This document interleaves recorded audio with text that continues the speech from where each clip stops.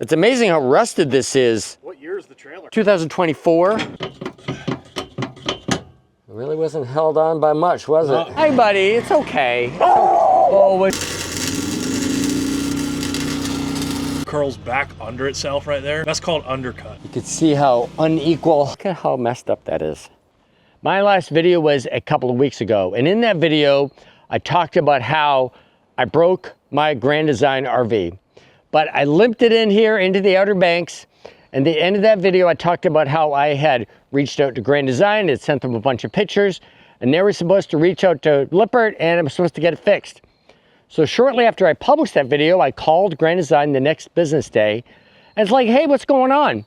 Well, turns out they had done zero. They had not even contacted Lippert yet and given them the pictures and stuff that I had sent them. I was so mad. I said, you know what? Screw you guys. I am going to go directly to Lippert from here. So I called Lippert and they said, hey, no problem. Your frame is covered under warranty because the welds are broken. Find a qualified welder, get out and get a temporary fix, and then eventually in the future we'll make arrangements to have a permanent fix done on the RV. So that's what I did, and that's what this video is about. I contacted a welder who's about 2 hours from here.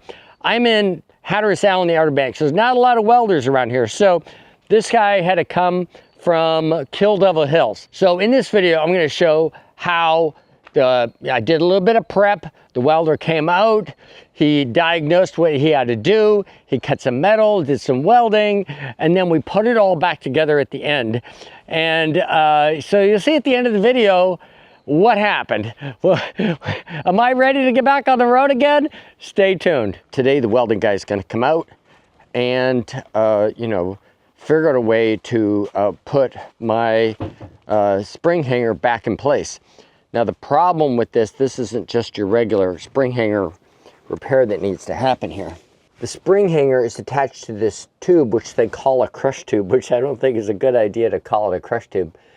But it's called a crush tube. So it's basically a 2-inch by 2-inch tube that's welded to the I-beam.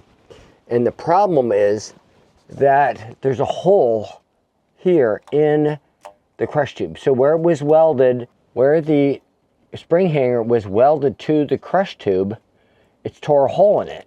I think it's still good on that side. I got to pull off this coroplast here in a minute. But so what is this guy going to weld this to? So I think he's going to build this up somehow and then either put a new spring hanger on there. I don't know what he's going to do, but I think obviously this needs to be replaced because this, you can see the spring hanger is broken here. So I'm not sure what this guy's plan is, but he's seen very detailed pictures and he says that he can fix it. There's this coroplast, this plastic step, and when he starts welding on this, I don't want my coroplast to get melted. So I'm going to go and, before he gets here, pull the screws down, so at least drop that down so it's not in his way and it doesn't get melted. I've got it on a jack stand under the axle. I've got a jack under the axle. Obviously, I've got the jacks that support the whole RV, and that's supporting some of the pressure. Then I have another jack stand over here, but you can see this like weld is not welded all the way down. It's only welded, like little parts of it are welded. It's kind of wild that they did it that way. You can see how jacked up the equalizer is. I am undoing this coroplast, these screws to hold the coroplast on. I got a 3/8 driver on here to pull those off. So I'm going to keep these. Basically, they're held on there with just a washer. It's got a little bit of rubber on the back of it. So hopefully this will pull. I'm not sure that's... Well, there we go. God, that was tough. Getting that out of there. Did a couple bolts forward. I'm going to do these ones here.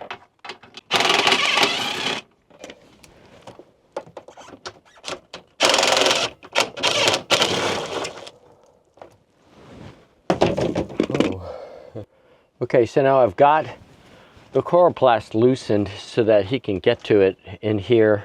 So I think I've done enough prep. Now the question is whether or not he's going to want to slide out like it is right now, or if he's gonna want it in. Move my truck across to the side across.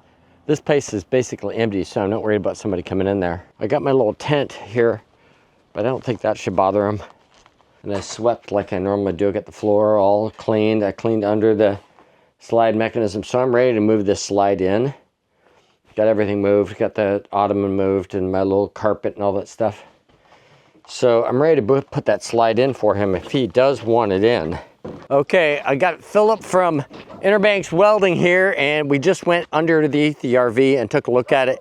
He's got a game plan to take off the hanger that's on there, rebuild it, and then weld it all back on. So sounds like we got a game plan. Something I didn't think about was that he asked me to disconnect the entire electrical system from the RV, and that makes a lot of sense because he's using, you know, high voltage electricity on the frame. So I'm going to disconnect the ground from the batteries, and I'm going to disconnect the positive, which I could do with a switch.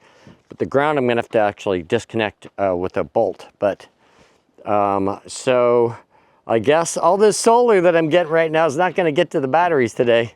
But the bad thing is like the spring hanger is coming off in 2 pieces. So that's not good.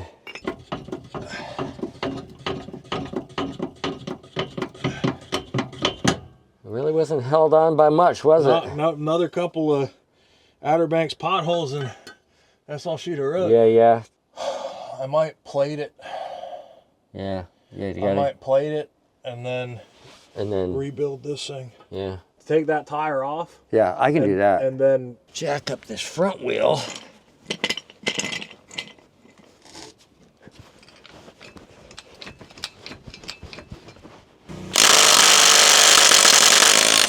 Okay, now I got a much better view of what's going on here.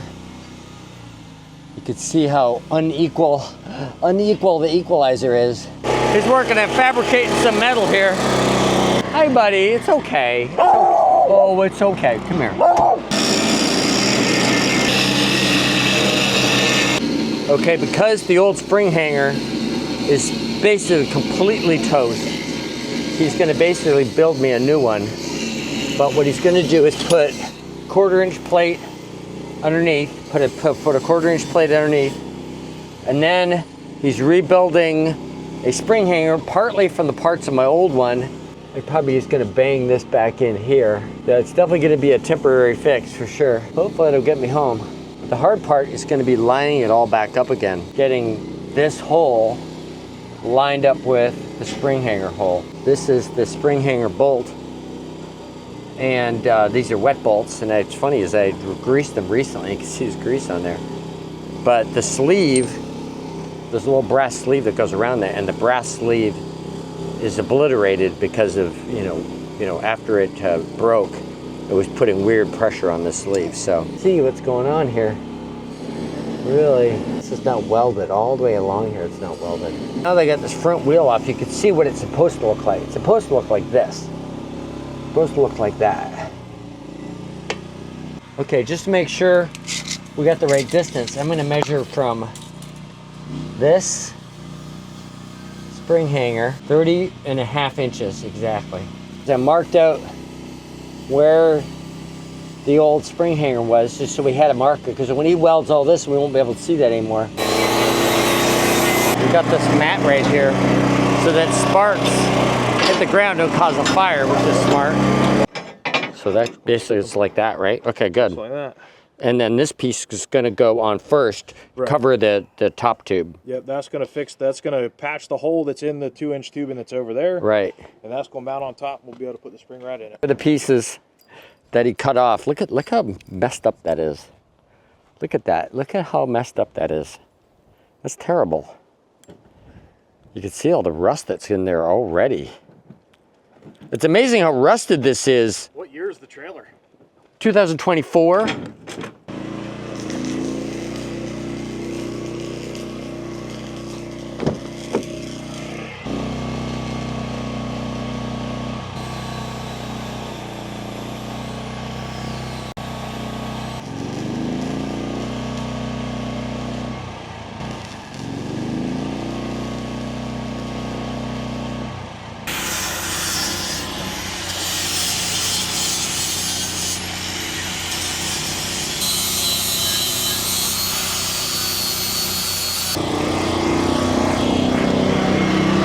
see the welded piece here.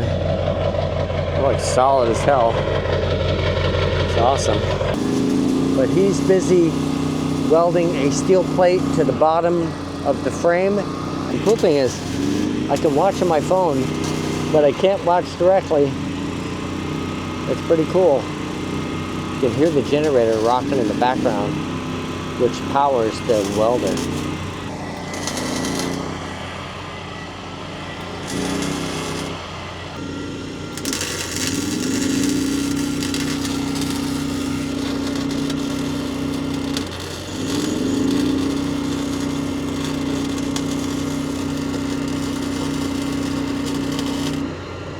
The dial on the left, make it say 20.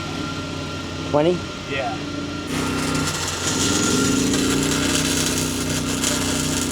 But Sure. I'm not worried about this weld going anywhere or Yeah. this one. Yeah. And that's 1/4 inch steel. It's not going to rip. Okay, great. If Okay. anything, something in here might start to run again.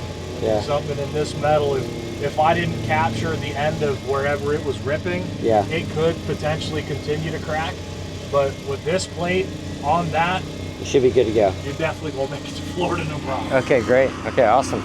He's got the spring hanger welded back on now. The problem is, the way the spring hanger broke, it tilted forward and pushed both axles forward. Now we got to go through some axle gymnastics here to try to get both axles to move backward so that the eye in the spring lines up with the hole in the new spring hanger. We got it pretty close just using the jacks and raising the RV up and down to get it to move. But he ended up using a ratchet strap to help pull it backwards. From there, we just used some muscle. Not enough. We need more. I'm trying to think what else we could use for leverage to pull that down. You might have more strength to use this. I'm not sure if that will, no, oh, that's actually pretty good, actually. Oh yeah, because you got a lot more strength. And I can see that it's actually sliding the jack. Oh yeah, you got it. Oh, you're almost there. Hold that right there. Got it. Push it. Oh yeah, then you can. Yeah, that's what's nice about those. I actually have a set of those I keep in the RV just for that reason. Weld it in and go home. Yeah, that's right. I'm sure you've been in situations where that's what you got to do. It looks like you got some pressure on it. I saw the bolt move. Yeah, there you go. Bang. Look at that. It's sitting flush with that piece. I think that nut's over there on your left, I think. Okay, good. Right on. Bang, bang. You, sir. We're in, suspension baby. Again. We're in, yeah. Yeah, but what they said is to, inspect the opposite side. Yeah. And if the welder came out, they thought it needed to be reinforced and to reinforce it, but it looks good, right? Nothing is cracking, so yeah, gotcha. I would drive it. Yeah. See how the weld kind of curls back under itself right there? Yeah. That's called undercut. Oh. That happens when you're not getting good penetration. Oh, no shit. Metal. Yeah. Yeah, so that little, I see that little gap right there, yeah. And then over here on this side of it too, you can see a hole where they didn't finish the weld all the way out. Yeah, it didn't come all the way to the corner. Yeah. Exactly. So, oh, wow. Hopefully mine's a little better than that. Okay, we're all finished. Philip here from Interbanks Welding got it fixed up great. So what will you say that what you did today to fix it? So there was a hole in they called it a crush tube. To me, it was a spacer tube just to jack the trailer up more. But the rear shackle for the spring mount ripped off forward and left a big hole in it. So we patched over that with some 1/4 inch material and then fixed the spring mount because it was ripped in half. Yeah. With some more 1/4 inch material. It came out in 2 pieces. And then stuck her back where it belongs and got the spring bolted back in. Yeah, I think the toughest part was, lining it up at the end. Yeah. That was tough. Yeah. But my man Philip here worked on it great. Drove 2 hours to get to me, which is pretty awesome. So thanks Philip. Absolutely. I really appreciate it. And if you are in the Outer Banks and something breaks down, you need some welding, Philip's at Interbanks Welding is your man.